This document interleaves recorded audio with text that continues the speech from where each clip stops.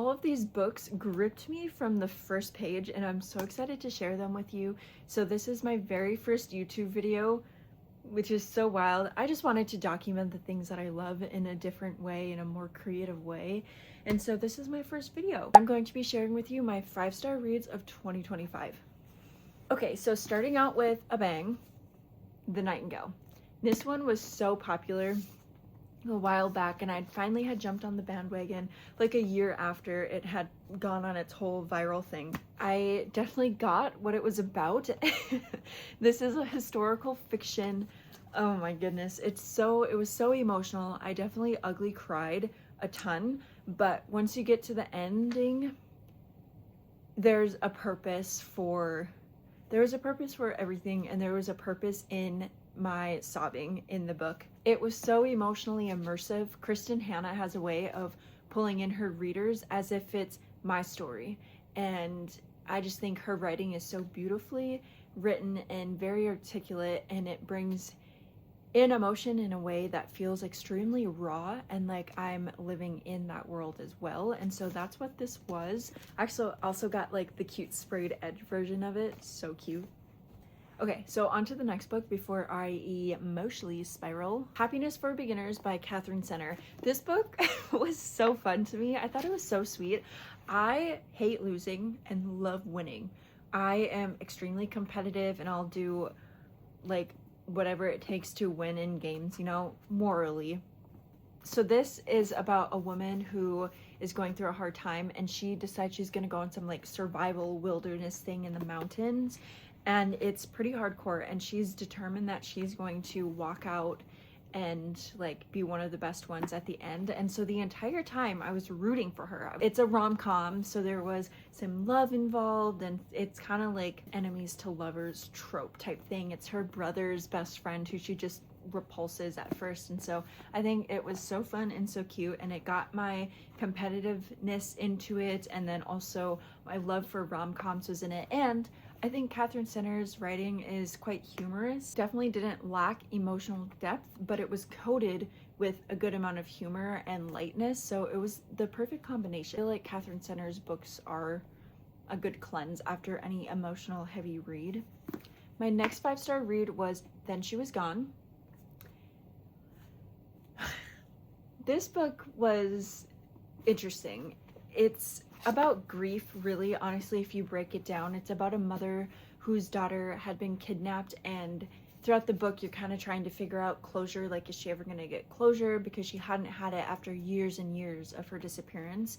And so you're going through the emotional ups and downs of that, and there's different things throughout the book that spark her remembrance of her daughter in like a really raw way. Things start coming to the surface, and it gets really wild. It was definitely a steady tension builder of a book, and the ending, I remember having to just sit there and process, because it was quite horrific, but really good thriller if you love thrillers. Okay, one of my top books for sure of 2025 was Living Fearless. And I mean, I know all of these are 5-star reads, but this one was just, this is wild. It's a self-help book. This is the only 5-star self-help book that made it into this year's ranking. So this is a Christian book, and it's by Jamie Winship, and it's incredible. It's a whole book on identity. I had a friend introduce this book to me, and then I've had several other friends read the book alongside of us, and it was just so incredible. It takes you through identity, and it takes you through walking through that step by step with you, and teaching you how to do that with Jesus, and how to allow him to reveal to you who your identity is, what your identity is, and how he has called you to be walking out this life, and how he wants you to be living it in the identity he's given you. And it's just so beautiful. It has guided prayers, it has different exercises that you can do to get a deeper and clearer understanding of your identity and how to live in that. It's definitely going to be one of the books that I continually come back to over the years. If you're a believer, I strongly recommend you read this book and share it with anyone that you can. Okay, now, first Freida McFadden book. I first read Freida McFadden this year, actually, and I know she kind of gets a lot of slack, but I really love her books. one thing about me when I read, I'm not really like thinking ahead into the future. Like I'm genuinely just in the moment reading it, not thinking at all about the future. Like I know a lot of people like to try to figure out what they think is going to happen. That is not me. I'm just sitting there reading it as is and allowing myself to be in the present for that. And there's nothing wrong with people who like to try to crack it. And I feel like that's probably why a lot of people have a harder time with her books, is because I'm assuming like if I sat down and tried to figure out where her books were going, I could probably figure it out, but I just like reading it and enjoying it in the moment. So I love her books. She has 3 books on this list. So for one of the first ones is Never Lie.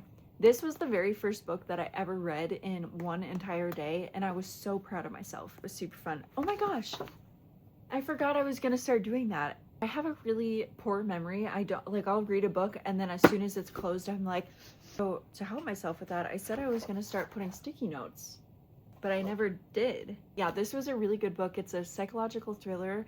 I felt like claustrophobic reading this book. Like I felt like I was trapped with them in this house. And so it's this couple, this newlywed couple, they go out and they're house hunting, but there's like a winter storm, like there is right now for me. I'm in a blizzard right now. But they get trapped in this house, and it turns out to be a house of a super known psychologist who had gone missing. It's just kind of like, who can you trust? Do you really know anyone in the story? Are they telling the truth? And you slowly start to unravel who these people are, and it's just pretty interesting. At the end, it has a quote. I'm going to read it because I feel like if you don't know the story, it doesn't really give anything away. After all, my mother always said that the only way 2 people can keep a secret is if one of them is dead. And it's one of those endings where it's like not satisfying because you're like, what happens? Okay, the other books, I don't have physical copies of them. But the next one that I rated as a 5-star was The Housemaid, also by Frida McFadden. This book was amazing. I obviously was late to the trend. I actually just read it a few months ago, and thankfully the movie just came out and I still haven't seen it yet, but I get to see it this week, so I'm very excited. It honestly was just another bang. Like I flew through this book so fast, and just when I thought I understood the dynamics in the book and the relationships and the moving pieces, it was just completely flipped upside down. And honestly, I feel like all of the main characters they weren't really moral, but that's what made it interesting, because all of the main characters they all had a lot of depth and a lot of secrets to them. It just brought you into their world, and it was like, what is happening? What is going on the entire time? And then the other book that's 5-star read for me was The Boyfriend by Frida McFadden. I'm not doing these books in the orders that I read them, so I didn't read all these Frida McFadden books. I usually have to, like, I'll read a thriller, then I'll read a rom-com. So The Boyfriend, this one actually creeped me out. I don't know. I remember reading it on this couch and just feeling like to like look over my shoulder.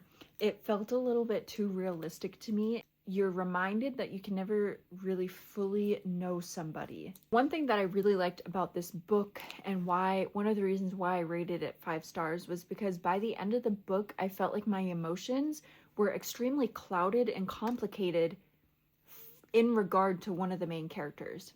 It was a person who would have these strange fascinations, and as you get to learn more about them, you almost feel bad for them. But then, like, you hear of the things that they do or did and think, and you're like, no, I don't really feel bad for you. It just got really muddy and complicated for my emotions at the end, but it was a fast read, a good read, and it did pull me into the story. I felt like I was in the book with them. Okay. And this last book, I literally just finished it like an hour ago on my Kindle. The Phantom Limb by Lucinda Berry.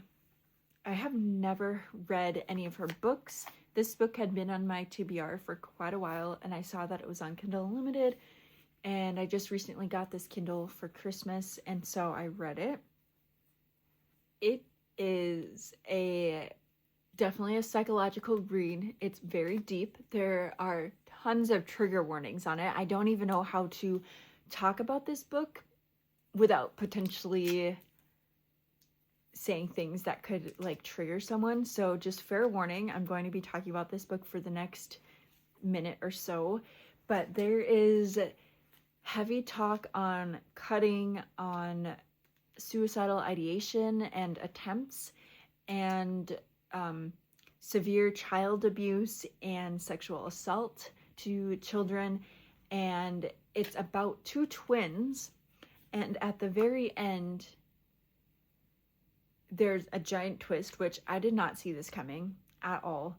But it was just so interesting. One of the twins was sent to an intensive unit care for like psychiatric care, and you just learn about her different diagnoses, and it's just, oh, I don't know. I honestly like need to call a friend and like talk about this book just so that I can get it out. Like I'm not affected by it. It was just so like, whoa, like that was a wild ride, and I finished the book so fast. I feel like it's either one of those books where you'll read in like one sitting or like in a day or two, or it's one of those books where you have to really pace because it's so dark, but the writing was so good. Like I was just so engulfed in it. So that was all of my 5-star reads for 2025. It was a really good reading year for me. I don't read like a crazy amount of books. This year I read 28 books, and I'm really pleased with that. And I just love reading so much. I feel like I'm going to be reading a lot more this year now that I got my Kindle. That's been so fun. But I am looking at my 5-star reads. I'm happy with this. I think these are all really great 5-star reads. I hope after you've watched this video, you have new inspiration and you can add any of these or all of these books to your TBR. I would reread probably all of these books at some point in my life. Thank you for watching my first YouTube video. This was wild, but I hope you enjoyed it, and I hope you found some new books to put on your 2026 TBR.